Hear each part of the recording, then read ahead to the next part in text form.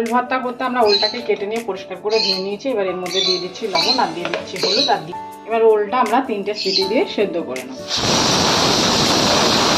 আমরা ভালো করে নুন হলুদ দিয়ে ওলটাকে সেদ্ধ করে নিয়েছি। এবার একটা ছিকনির সাহায্যে ভালো করে ছেঁকে নেব। আমরা ওলটা জল ঝরাতে রেখে দিয়েছি। এদিকে কড়াইতে আমরা সর্ষের তেল দিয়ে দিয়েছি। এতে দিয়ে দিচ্ছি 3টে শুকনো লঙ্কা। শুকনো লঙ্কাটা আমরা একটু ভেজে শুকনো লঙ্কাটা আমরা ভেজে নিয়েছি। এবার আমরা তুলে নিলাম। দিয়ে দিচ্ছি কুচানো পেঁয়াজ। পেঁয়াজটা আমরা লাল লাল করে ভেজে নেব। পেঁয়াজও আমরা লাল লাল করে ভেজে নিয়েছি। এবার একটা পাত্রে আমরা তুলে নিচ্ছি। এই থালার মধ্যে নিয়ে নিয়েছি নুন আর ধনেপাতা কুচি, নিয়ে নিচ্ছি সেদ্ধ করা ওলটা।